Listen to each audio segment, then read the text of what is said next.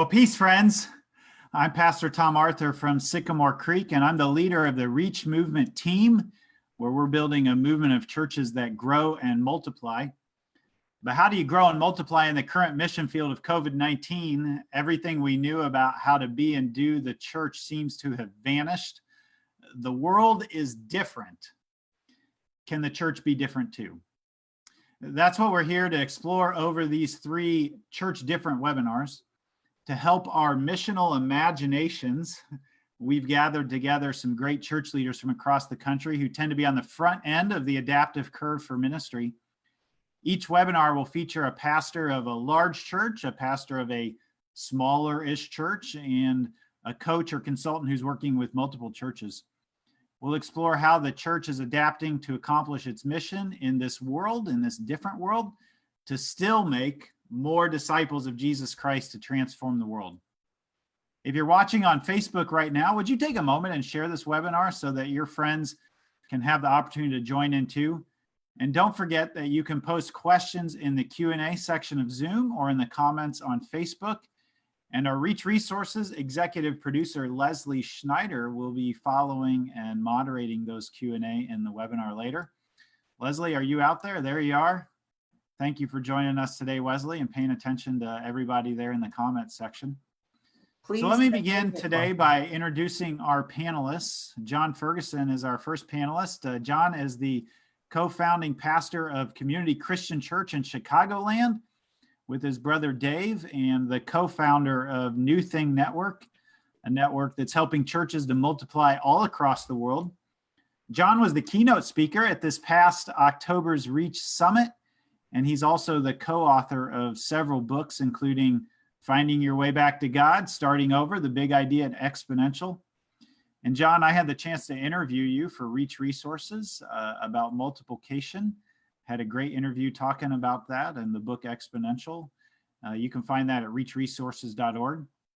I was planning to spend 10 days shadowing you, John, in August, but I'm not so sure whether that's going to happen right now. I guess if you do, it's got to be 6 feet apart. Yeah, a 6-foot shadow. So who knows whether that'll happen these days. John, though, is an innovative, very big picture thinker, while at the same time somehow remaining, or at least seeming to remain, humble and grounded in the realities of being a pastor of a local church. John, thank you so much for joining us today. My pleasure. Thanks for asking. Glad to be here. Our next panelist is Rachel Gilmore. Rachel is the planting pastor of the Gathering at Scott Memorial United Methodist Church in Virginia Beach and has recently been reappointed to work at Path One. Many United Methodists still don't know what Path One is, but it's the church planting arm of the United Methodist Church. And she is in charge of assessing and training church planters. So you get a unique view of church planting across the whole, I guess, globe, really, because we're a global denomination.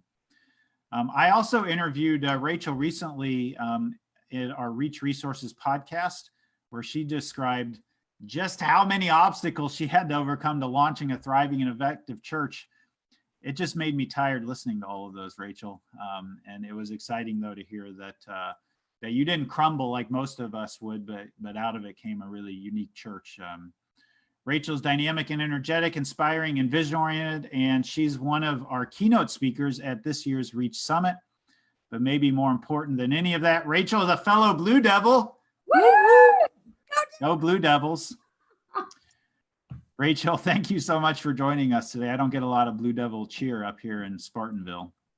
What's wrong with Michigan? Come on, guys. All right. Our third panelist today is Eric Kieb. Eric is the lead pastor of Grace Church, a multi-site in the Bay City, Michigan area. Grace began as a vital merger and has since branched out to grow through adopting another church and launching a church. Was it in a pizza parlor, or where exactly was it, Eric? Yeah, it started there. It's now in another local restaurant that we call the Uptown Grill. Okay. It's a church fantastic in the Uptown Grill. I feel like there's a Billy Joel song there about Uptown. Yeah, thanks. Wait, You're welcome for the earworm. Yep, we do that all the time. Eric has been in my Reach Systems Network group several times, and he's one of the pastors that I turn to when I'm trying to figure out some of my own challenging challenges in ministry these days. Our churches happen to be very similar. We both lead, I'd call them small church multi-sites, or smaller church multi-sites. Eric, thank you so much for making this work to be with us today. Oh, glad to be here. Hey, we've set this whole thing up as a different world and being a different church, but I think there are still some things that are the same. So we're going to start kind of going against the grain of the whole setup of this webinar about what's not different about the world and the church. What's the same as it always has been? So Rachel, we're going to let you lead off with that question. What's the same right now? That's a really great question. I think what's the same is that faith leaders and faith communities still have this hard and holy challenge to help people reconnect or connect to God, to each other, to themselves, to the world around them. So that has always been with us, and we might be sensing it more now as people are feeling more anxiety, but our job and our role there to create a safe space for people to find belonging and meaning in their relationship with God and others and the world around them. That's still with us. It's still important work. That's a great sort of reflection, because it's sort of like we're all missionaries now. We've gone into a different country, but we went with the same mission. Absolutely. Absolutely. Hey, Eric, what would you say is the same right now? What's not different about the church or the world? Well, I think, yeah, like Rachel said, that need for connection, but I also think that need for meaningful work and joining God in his work. And I think that, when we have this 6-foot rule, if you will, or in Michigan, we're still under a shelter at home order, to try to figure out how to do that meaningfully and to do it as a dispersed community of faith instead of gathering and then scattering to go to certain places. I think that's something that hasn't changed and that's still happening here at Grace. We're just having to find ways to do that much more creatively than we did when we could come together and then sort of fan out from a central place.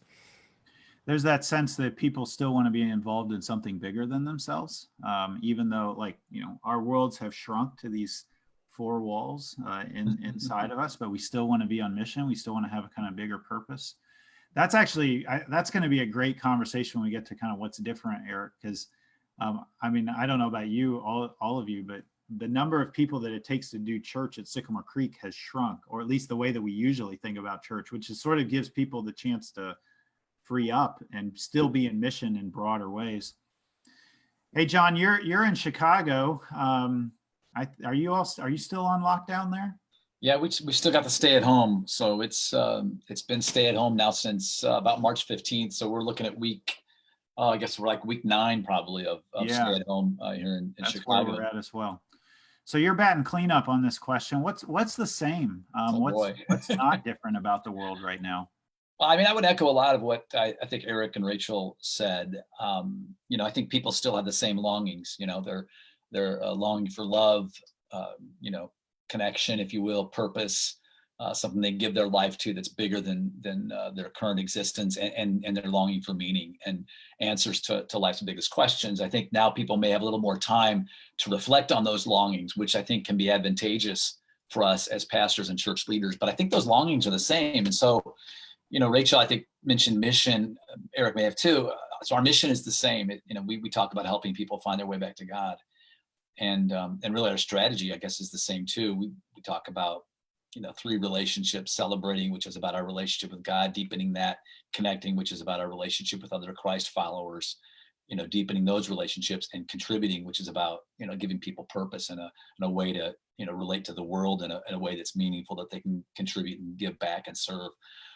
So the mission strategy, I don't think it's changed much because people's longings haven't changed. It's just maybe learning what it looks like to be a missionary in a different context. We all have a different context now, right? Yeah. You mentioned what, you might call your community Christian church's playbook of mission and strategy, the 3C Christians, the finding your way back to God. It does feel like to me that a lot of the distractions or the obstacles of people finding their way back up, they've just been sort of stripped away. And all of a sudden, there's still a deep hunger there, and it's almost more on display than it ever was, like people needing to find their way back to God. Yeah, I would think so. And it was interesting. I don't know if it was who was it? It was a podcast. I can't remember now, but I think we're seeing, and you've probably seen it. Carrie Newhoff, I think, had some research recently that showed that just the number of churches that are actually growing now since COVID has increased dramatically. Like half of all churches, I think, are actually growing, whereas prior to COVID, only like 15% of churches were growing.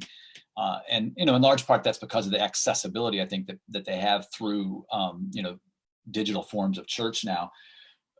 And you can be skeptical about that and say, okay, well, it's so easy just to kind of check it out and then leave. Maybe they're just dropping in for a minute or two, but they're also seeing, I know, like the YouVersion Bible app is seeing a spike in searches, and the Google searches for prayer and spirituality and God are on the rise. So I'm encouraged overall that, yeah, in spite of the challenge that we're facing, people, I think, are maybe searching more than ever before. And so we have an opportunity in this crisis. The God hunger and the connection hunger with other people is still there. Mm-hmm. Hey, those of you who are attending, I want you to not forget to type your questions in the Q&A panel on Zoom, or you can type them in the comments on Facebook. And Leslie Schneider, our producer, is paying attention to those here. And we'll get to those in the back half of the webinar today.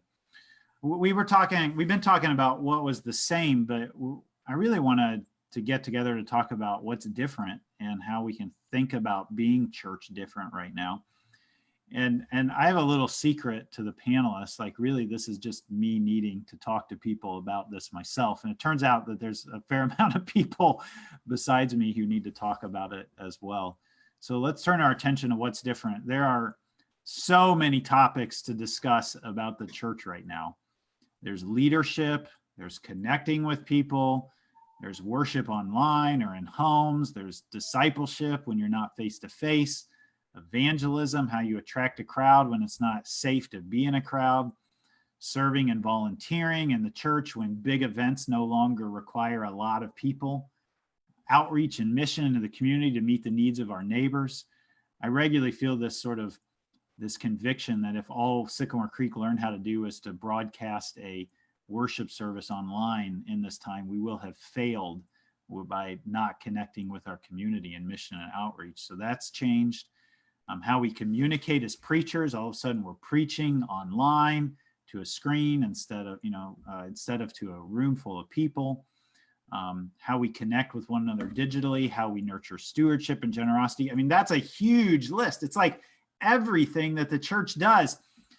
And in these webinars, we don't expect the panelists to hit on all of those, but pick one of them or two of them where you've seen some real effective adaptation in your sphere of influence, whether it's your local church or the churches that you're helping or seeing in your networks.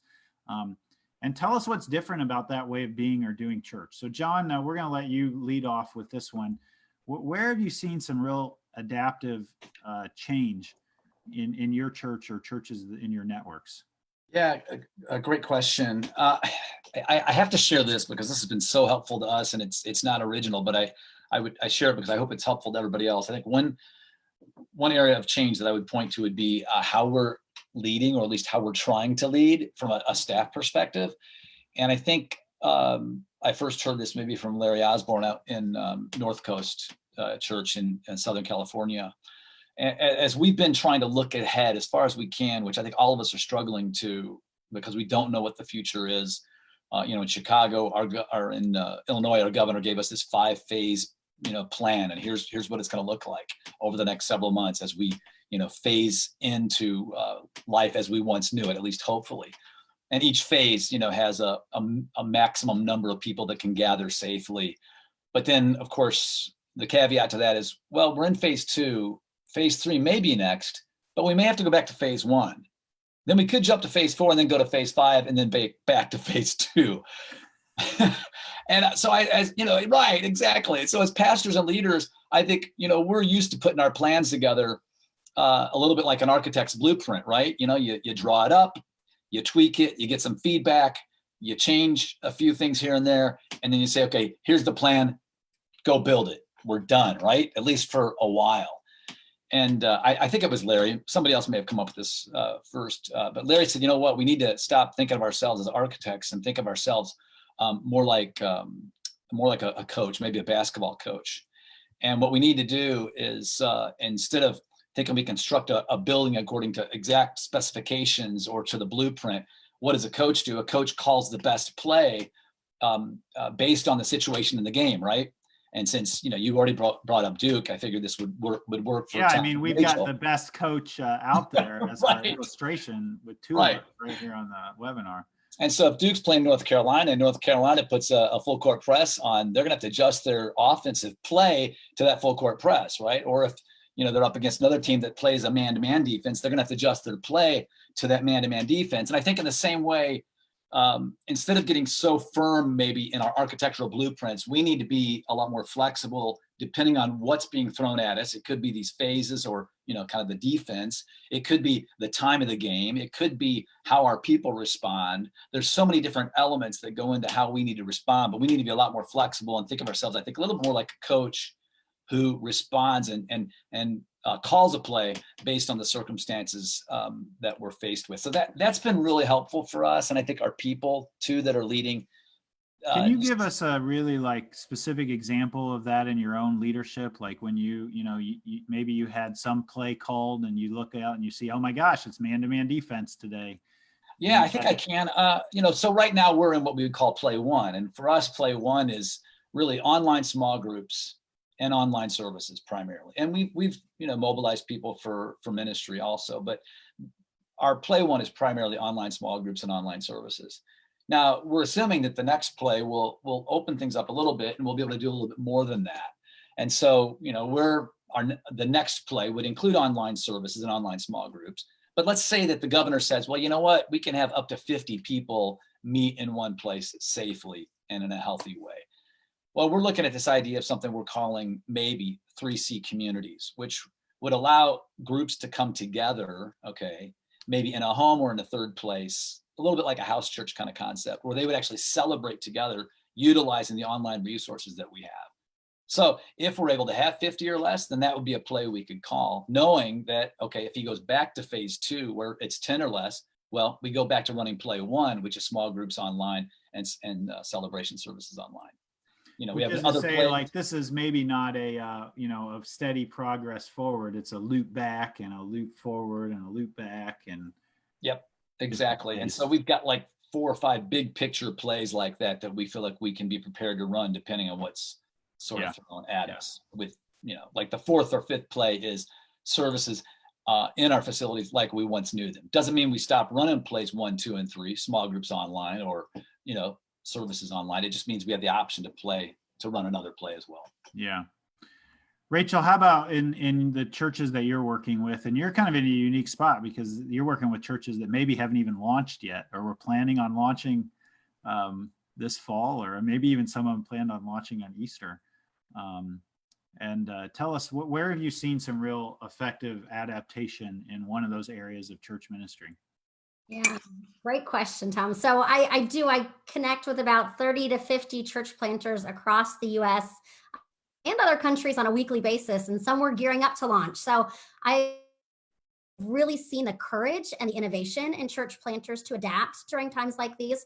So what they're doing that I think is fabulous, when you're a church planter, you want to meet new people. And a lot of us are seeing heavier traffic on Sunday mornings with people live streaming worship with us. And so planters have really been trying to hone in on how to connect with those new virtual guests. So seeing the systems in place for gathering data and information, and also seeing how they're intentionally training themselves and some key leaders from their team to go out. And I did an article on this called New Faces in Virtual Spaces, how they're literally connecting and making new relationships with people all online, using everything from the app Marco Polo to House Party to inviting new choir members to join in with an a cappella app for smaller churches that have limited resources. So they're really engaging with social media to get to know new people better and get them engaged in the life of the church.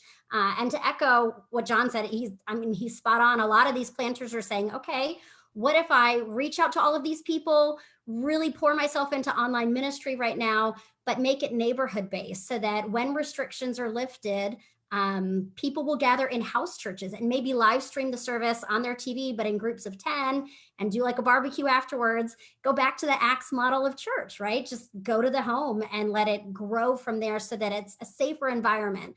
Because what a lot of planters are doing, even with Sunday morning worship, is they're not taking the bulletin and just following that same order of worship on Sundays.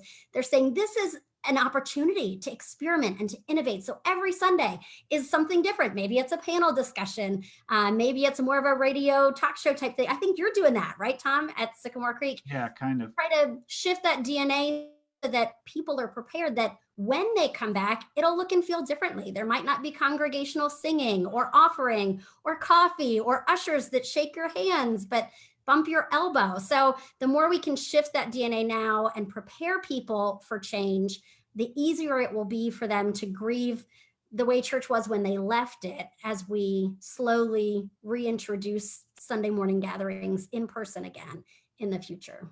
Rachel, I have two follow-up questions to that. One is, I'm curious, I've wondered whether there are any churches that have just ditched the idea of meeting, like launching a church that's a physical space, and are just saying, we're just going to exist online, and that's what we're going to launch. And we're not intending to go to open up and be a face-to-face. We're an online community. There are planters discerning that. I actually did a podcast like John this week with 2 church planters in Virginia, my home state, who took that approach years ago. So back in 2017, 2018, they started online only campuses that have grown from hundreds to over 1,000 people in attendance. And they talked about that and what that's like, what that means. And they believe it's important to gather in person, right? So there's one church plant in Virginia that has house churches in like Washington and North Carolina because people are gathering to live stream worship there, but they don't live where they could drive to the Northern VA church. So they've created their own physical house church that's connected to that online faith community. So I think we've seen that a little bit in the past, but we will see that more and more with the uncertainty of the next 12 to 18 months. Yeah. One of the reasons that I was asking that question is because I pondered, like, when this has forced Sycamore Creek to innovate in the direction of having an online presence. And I've thought about how the architecture and the expectations of online are different than they are in a physical space, and whether an online campus isn't an entirely different beast. It's not just setting up video cameras in your sanctuary and broadcasting what's happening in the sanctuary, but rather like creating a whole different feel that's maybe more like a YouTube channel or more like a sports radio talk show or something like that. Where would people hear, like you mentioned your podcast, where do people hear that? Yeah, so it's called Field Preachers. You can find it on iTunes or on SoundCloud. And every single week has been a planter during COVID responding with social media ambassadors or online only worship or how to start fresh expressions in an online community. So it's a good weekly resource for ideas from folks out there doing it, because you're right. This is a chance for all of us to figure out what online ministry looks like. And I have yet to talk to a planter who's 1 week in or 10 years into their plant who is not making a plan right now, touching on John's like adaptive leadership point, not making a plan right now for ongoing online ministry in some way, some shape or fashion in the future, even when we can gather safely. There are people who have connected to your church online who may not be able to show up physically, who still need you and the ministry that you have to offer. So keeping that in mind is important. Field preachers or field preacher? Field preacher. Field preacher. Yeah. Or field preacher. Field preacher is good old Wesleyan term, right? All right, yeah.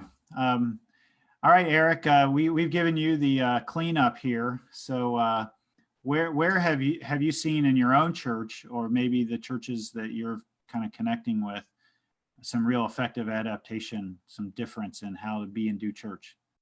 Well, I didn't go to Duke. I just like to start off by saying that. But I have a lot of respect, mad respect for Duke people.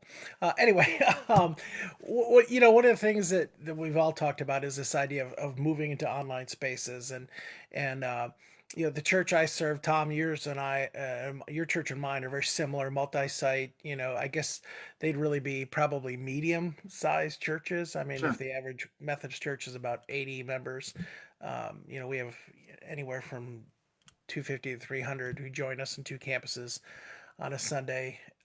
So getting everything online, because that's not a place where we were, and we're finding the same things that everyone else is talking about, like Rachel and John, that people are connecting who have never set foot physically in our campuses. And so that's been really, even people who are contributing now to the mission and the ministry of our church who have never physically been to one of our campuses, which is just, it's astounding to me. Mm. It's mind blowing. Um, Grace is a church that really likes to have an impact in its community, and I think one of the things that we've struggled with like most of us, is we've been accustomed to doing church in a gathered mentality, right? That we come to a certain time and place on a certain day, and then we disperse. But the more I reflect on what COVID-19 is bringing to the game, so to speak, we're using the whole game and sports analogy, is it's reminding us the church is most of the church, not when it's gathered, but when it's scattered.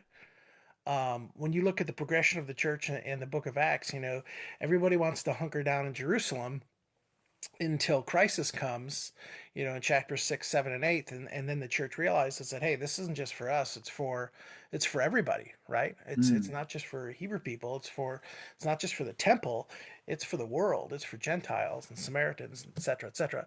So one of the things that happened when and we've been sheltering at home, I think just as much, about the same amount of time, rather, as John, I think, has in Illinois.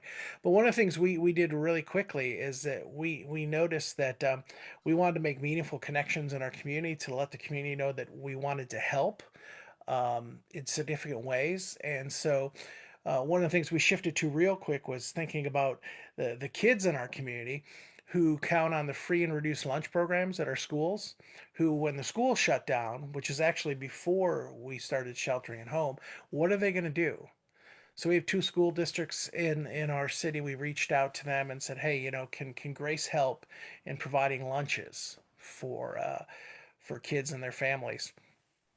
I'm proud to say that our school districts beat us to the punch, and even some local restaurants came together and made sure that, hey, there was not going to be a kid in Bay City that went hungry who was on the free and reduced lunch program. So we sort of shifted. So what I'm seeing with this is at least in my context, is a welcome of flexibility to shift on the fly if we need to. As John was talking about, shifting the play.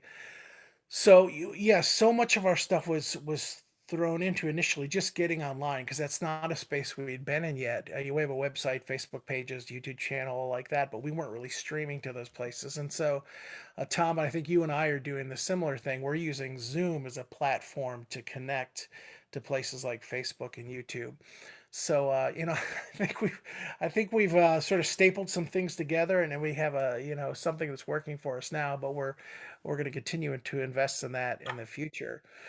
But when we realized that the kids in our community were being taken care of, we really shifted to saying, okay, what about this vulnerable population of at risk, seniors who shouldn't be going to stores and all those kinds of things. So we organized a shopping for seniors thing, and the local online regional paper got wind of it, and so did a little interview of us and stuff like that. So that was really neat to be able to connect in Mm. meaningful ways with people who shouldn't be shopping. And then our Salvation Army here in Bay City has been just hammered with need. I mean, as I can imagine, that's true everywhere.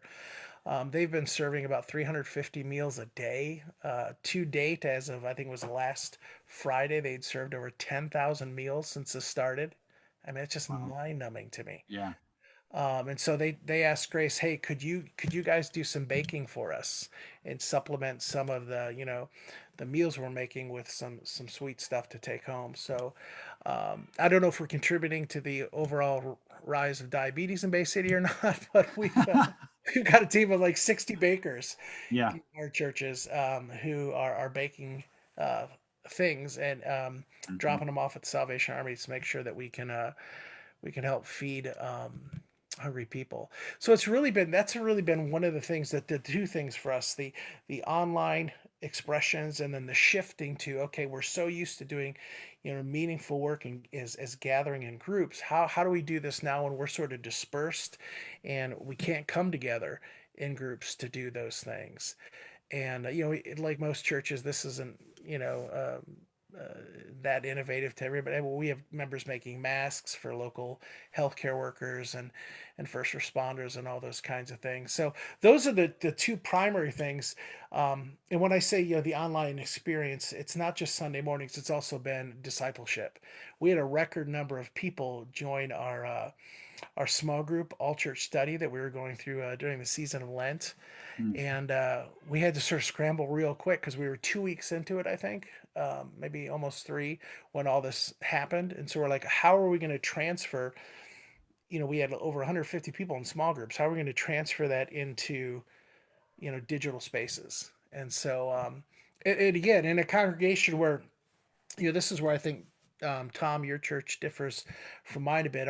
Our median age is probably in the mid 60s, maybe even late 60s. Mhm. So how do we get everybody, from some of my staff people to our leaders of our small groups, how do we get them comfortable with things like Google Meet and Zoom Yeah. and all those kinds of things? I think that I thought you were going to kind of go in this direction, but you didn't quite sort of seal the metaphor, so to Okay. speak. But I thought that when you're talking about the dispersion, I mean, we're watching the power of a virus that goes worldwide very by being dispersed rather than by being contained. Right. And that sort of description in Acts of the church dispersed gives it the Yes. chance to get out rather than inside of our buildings. Yeah. Your stories there remind me. This Sunday we're interviewing our middle school principal right down the street, just about how things are going, and we're going to try to adopt each teacher to send them just a appreciation package, say thanks for because they're struggling with all of this as well. That's a great. I have a senior in my home, so I have the class of 2020. The shirts you've seen with the toilet paper rolls for the Yeah. zeros. So I got a senior here who's in fact, I got a reminder to pick up his cap and gown tomorrow, and I can't say enough about our school district, as school districts as well, and how they've especially given attention to these seniors who don't know when they're going to be able to walk. Prom's been canceled. All these these ways that we mark moments have Yeah. been postponed or canceled for them.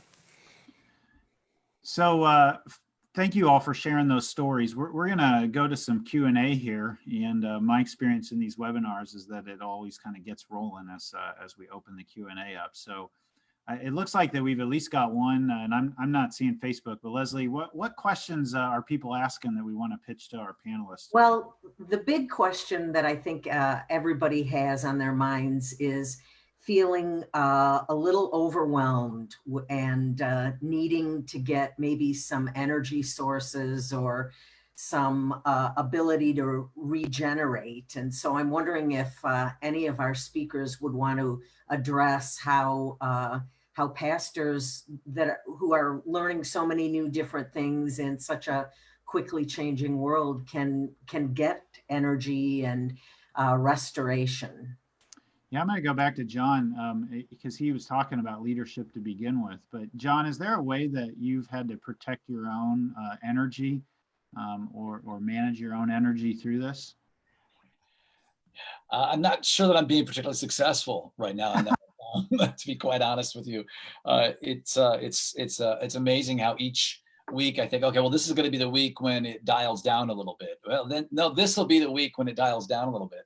But my brother Dave and I, we've been working together for forever, and we just had that conversation last week where hey, this is a crisis, but it's also a long one. And how do we make sure that the rhythms that we're establishing are sustainable? Because I'm guessing initially they probably weren't, and maybe for some people they still aren't. And so, you still need to take days off. Okay, you still need to take vacation time. And so, we're challenging some of our staff. Okay, when is your vacation?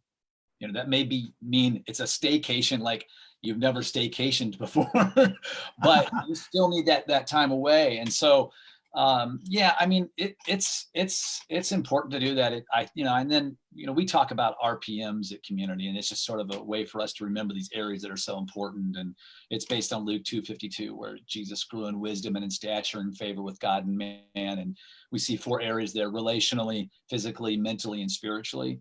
And so we kind of pull that out every once in a while and say, hey, look, how are you doing? I mean, are you taking care of yourself relationally? Are you staying connected? Other life-giving relationships that you're engaged with, that you're not always feeling like you're giving, but you're also receiving? Are you physically taking care of yourself? Are you getting good sleep? Are you eating well? Are you exercising, especially during this season? And then mentally, I mean, where are you looking for those mental breaks where you're not just reading for preparation for your next small group or your next sermon that you have to give, but looking for those mental breaks too. And then finally, spiritually, I mean, are you maintaining good spiritual disciplines about, your quiet time and reflecting and that sort of thing? And even with online, it's interesting, with online services, I'm amazed how I can go through an entire Sunday. We have them from 8 a.m. until 6:15 at night, and I'll be engaged with those, but I'm not really worshiping. I don't know if you know what I mean. Like I'm in the chat room or I'm doing this, I'm not teaching. And so even there, again, it's like, how are you're taking care of yourself and self-care. And so we've tried to have some guest speakers for our staff on Zoom, share, some ideas about self-care, mental health, of course, a big one. And then also initially it was like this whole focus was on grieving. And are we going through this process of grieving what life was and what it is now, and how it may never be like it was before. Certainly, I'm sure Eric, with your senior in high school, there's significant grief there, right? Not being able to experience some of those things that kids expect to experience. And I think we're all having those moments in different ways. So how do you pay attention to it? So I don't know that I'm doing a great job of it, Tom. I think I'm aware and I'm working on it. Well, on some level, it's helpful just to hear other pastors who you appreciate and pay attention to say, I'm struggling with this too. Like, we're not alone. Oh, yeah. Rachel, what do you got for us? Yeah, I think I noticed a real downtime for a lot of pastors for like at least 2 full weeks after Easter, because for a lot of them, that was a Sunday that didn't feel like Easter that they'd ever experienced. And like, where is the resurrection? Where is the life? I feel like I'm still in the tomb, and yet I have to proclaim that Christ is risen. And so I think naming the fact that you're not okay is a gift and a blessing. Finding clergy groups, we don't necessarily want to bleed all over our congregations, but it's hard. These are hard times. And clergy learn so quickly how to adapt to an online ministry setting that I think we're all kind of exhausted. And this is, a marathon, not a sprint, just to touch on more of our sports metaphors here. So how can you dial it back? I know there are some pastors who started off doing like a daily prayer every day online who have said, this isn't sustainable. So, I'm going to use Pentecost as our shift to our new online plan, where maybe once a week there's a prayer, and maybe I don't always lead it. There are some clergy cohorts. I know of one in Montana, another one in South Carolina, where they've said, listen, let's do a preaching rotation. Here are 4 dynamic pastors. Each of us will take a Sunday and we'll live stream it to all 4 church websites. So now I only have to preach once a week. And that has been extremely life-giving for them to lean into their connection at times like these. So figure out what it is that's really stressing you out, what it is that's really hard. I know for me, I have an 8 and 11-year-old, and we have been at home because of the tornadoes in Nashville, homeschooling since the first week of March. So 2 weeks ago, we said, we're done. And we are done homeschooling. And I know teachers are sending stuff out and they're amazing and incredible, but my kids have been learning the same math lesson for 3 hours a day for 2 solid months. And so now they wake up and they say, what question do I have about the world? How can we learn the answer together? And how is that making me a better person? So, so they're still learning and challenging themselves, but we had to give ourselves some grace there because it was just hard. So I think just showing yourself grace when times are tough and checking in on those that you care about to make sure they're okay as well. We had a similar kind of conversation, stitching those 2 comments together between John and Rachel. I've got a 6-year-old and a 9-year-old, and we needed a pressure valve on this homeschool thing because dad doesn't have the weekends off. And so we just told the teachers, listen, we're not doing school on Fridays. It's Monday through Thursday. Friday is dad's day off. Dad's going to play with the kids. We're going to go out. We're going to go to the local park. We're not doing school on Fridays. And we found that both of their teachers have been willing to adapt to that. It hasn't been, we haven't had any pushback. So I think finding those boundaries is really important. Hey, Leslie, what other questions are out there? What are people saying? Okay. The other question we have is from David. He says, how will all this new stuff work when this is over? Because we have already seen people will just go back to normal. That's a great question. Like, have things fundamentally changed from this point forward, or are we just going to do stuff and then go back to the way it was? What do you think, Eric? I know you're making some plans, I think, kind of against that idea. Yeah, I think that, yeah, I was all keyed up for the last question, and then we shifted. But I think the we need to understand that normal's not going to come back. I mean, I've been using the phrase, new normal, and of course I didn't coin that phrase. Everybody's using it.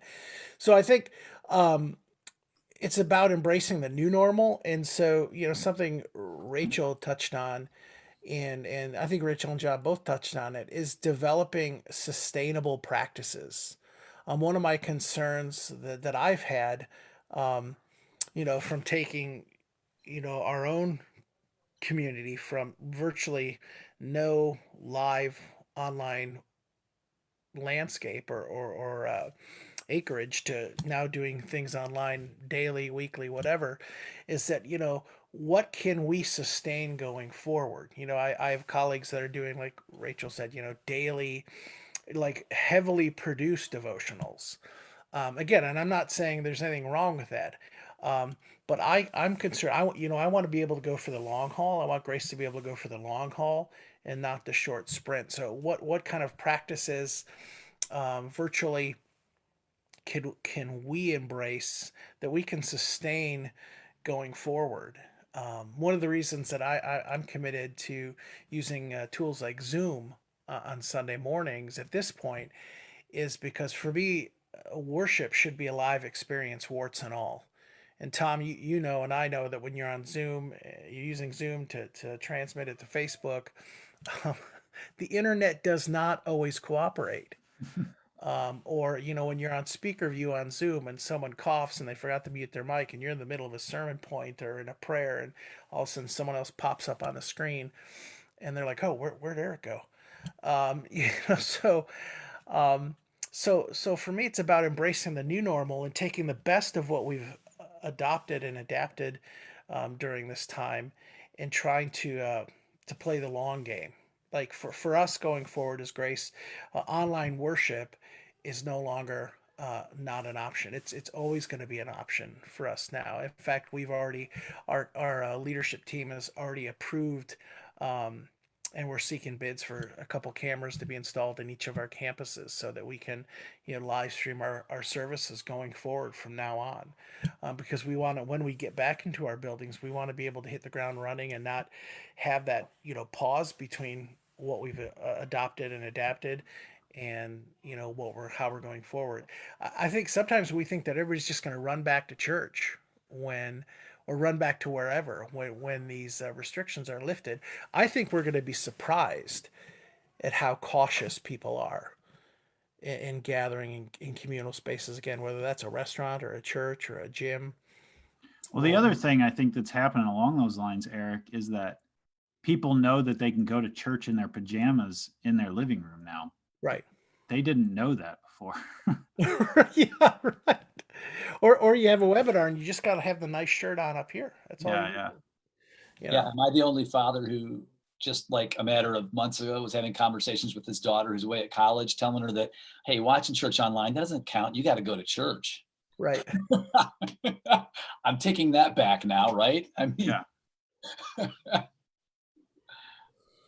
Well, and I would say it's important for pastors to really prepare themselves mentally. Speaking of how exhausted and overwhelmed we already are, I'm going to throw one more thing at you, and that is, as leaders of faith communities, when restrictions lift and we start gathering, I imagine a lot of pastors struggle with people who are ready to just, I want church as I knew it. So I'm not wearing a mask. I'm going to hug everyone I see. I'm going to, live my life the way I want to. And you'll have others who might be immunocompromised or concerned about catching it, who will struggle with that. And so you'll become this negotiator or navigator of what healthy church life looks like. And you'll lead by example. So preparing now about how to have those conversations, how to explain why you're not letting the sanctuary be, full to the max for Christmas Eve is important to prepare yourself for now so that you can help guide those really tough conversations with your congregants who run the spectrum. I mean, I'm in Tennessee where people are already, I don't think the driving range ever shut down and the malls are open. And so it's very different here from what you guys are experiencing. So how do we as faith leaders help navigate the varied responses to CDC? And I think one of our biggest concerns too is that, as you've said, some are going to be super cautious, others will be aggressive and excited. You pile on top of that the restrictions from the city and or the state. I think Illinois and Michigan are probably two of the more restrictive regions right now in the country.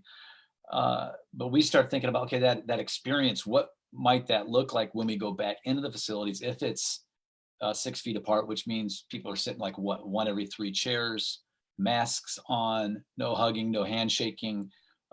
We practice the Lord's Supper every week. We're gonna have to do that differently. Offering times are different. You don't want people handling plates or bags. Is the worship team wearing masks? How do they sing? You start thinking about all those different aspects. What's that experience going to be like? And how many people are going to go, this is nothing like I remember church being. I'm just going to stay home. I like that experience a lot better.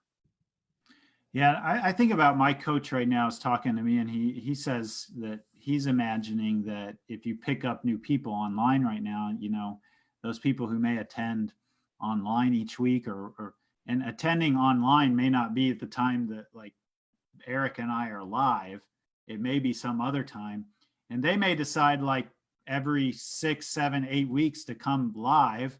And then the people who are used to coming live now know that they can be in their pajamas at home, and they may start coming just every other week, and on the other weeks be at home doing it when it's just the expectations have shifted entirely. Yeah, I think it's going to be a much more of a hybrid going forward. That's what I would call it, where people are going to they're going to come maybe physically occasionally and do most of their consumption online, and maybe have the reverse of that. So I think we need to be prepared as church leaders and congregations to embrace that. Again, when we talk about the new normal, I think that's something that's really not going to go away. That we're going to have this hybrid of reach and participation in community that it's not going to look like what we were used to before, and that's okay. It doesn't have to, I don't think. And I don't think the younger people, which is relative term, have necessarily thought about it as being two different worlds, right? The digital and then the physical. They're used to that. Yeah, sometimes it's physical, sometimes it's digital, but really it's all the same, right? I mean, I'm online, I'm texting, I'm in person. What's the big deal? What's the difference, right? Somebody I don't know if you've seen this, using the word phygital now. That was new to me. Maybe that's been around for a while. PHYGITAL. It's kind of a mix of physical and digital. It's like, okay, the new world is phygital. It's not digital and physical, it's phygital. That reminds me of the experience we've had, John, at our church, where when we started to kind of build these digital environments for people to connect and see each other. Interestingly enough, Eric, to your age group, it was the older folks at Sycamore Creek who tended to use those more, because the younger folks were already doing it. They didn't need us to build a platform for them to stay connected. They already had the platform and had been using it for a long time. For sure. I think that, just to jump in on that, that's totally what we've seen as well in our context. Like we've done a virtual, we have a Grace Cafe between services, so we're doing that virtually now on Sunday. Yeah. So the majority, yes, have been the quote unquote older, whatever category you want to assign to that. But also, what I've loved about that is the younger set who already have these built-in networks and they use these tools all the time. They've been joining us, so it's almost been more multi-generational Hmm. than it even is when we're all physically together, which has been really cool to see. Yeah. Hey, Leslie, I think we probably have time for at least one more question. Are there any other questions or comments out there? Yes, there are. Actually, Tish asks if anybody has any tips for connecting with or supporting members who might be living alone and maybe not exactly tech savvy. Hmm. So I'll jump Rachel? in. We're about to release an article for analog churches, is what we're calling it, where they're really not digital at all whatsoever. And some things I'm hearing from discipleship ministries are they're encouraging people to go to the church directory and to see anyone on their page of the directory as their neighborhood, and to reach out and call one person from the page and send a card to someone from the page every single week, and to continue to reach out. And so if everyone practices that, then they're getting at least a couple phone calls or cards on a regular basis. And then, re-embracing the phone tree system has been really helpful. Or having sometimes to really encourage those who are more homebound or can't get online. Some pastors have been like driving to the homes and putting like a little pinwheel or a packet of seeds on the front door as a way of saying, you're not alone. I maybe can't come in, but I'm going to stop by and bring signs of joy to you to let you know you're a part of our community. That's been helpful to folks. And then, a benefit of Zoom is that if you distribute the phone number, a lot of the more analog, anti-digital folks are phoning in so that at least they can hear the worship service as well. And others, to build on the intergenerational thing Eric was touching on, some churches are taking old iPads that younger families don't need anymore, and we're putting a lot of the sermons or Bible study things on those iPads and dropping them off at the homes of more homebound folks, so that they just have to push a button and they can still watch it and feel like they're participating as well. Other Sunday school classes have been using like Gmail, if do some email because they don't want to do Zoom, and they're just typing their responses back and forth. Or pastors are mailing out prayer stations and guided daily prayers that will be included online in Zoom, but for homebound non-digital folks, they can participate because it's written and printed for them as well. So those are some things going on in UMCs around the nation for that particular context, which is This really isn't common. about worship, but we had a woman in our church who was a Mary Kay consultant or representative who basically like created an adoption program to adopt out basically every single person in this local nursing home. And you could buy like a product for them, and she was just selling them at cost. She wasn't making any money off of it, and had every single person in that place adopted. There were like 120 residents in that nursing home who were all adopted by someone, and they all got this product from this Mary Kay representative. And it was just delivered there right to them. And so I thought that was a really unique way of that kind of outreach or mission connection through this whole time. It also made a great story to tell in worship, celebrating. Because I think that's still like the expression of the church, even though we're online and people are figuring out, they're dispersing out. Like we didn't tell her, go do this. She just came up with it on her own. And we wanted to celebrate that story of how she was following Jesus in that way. Any last comments from our panel on that question? Or Eric, you had mentioned earlier you had something to say about the leadership question, but we didn't get to you. You want to take a minute to give us what you thought on that? Well, I don't think that I can really add anything to it other than this. To me, this has been an exhilarating and exhausting time. I mean, these are the two words that I've been using in our own context, and I think for leaders out there, this is for many of us uncharted territory. And I think I think Rachel already hinted at this. Giving yourself permission to hit the wall is okay. It is okay for it to feel too much once in a while. It's okay to take that day off. It's okay to just shut down the computer, walk away for a minute. Because my commute has gone from 4 miles to about 27 steps, and one of the hazards I've found, working at home, and my wife is a first responder. She's a physician's assistant in a local hospital, so as you can imagine, she's been working like crazy. I don't think she's had a full 3 days off in a row since the middle of March. So I'm, pastor, homeschool teacher, producer, key grip, all those things that you see. Webinar panelist. Yeah, webinar panelist.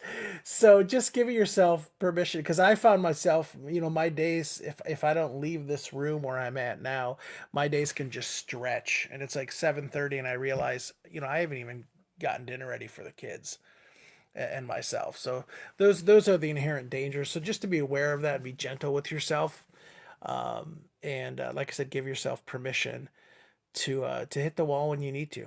No one has to be, Superwoman or Superman here. I mean, we're still human beings trying to figure out best practices in this new reality. And that's okay. Friends, join me in thanking God for John, Rachel, and Eric, and give them some love in the comments section or the chat section here in Zoom.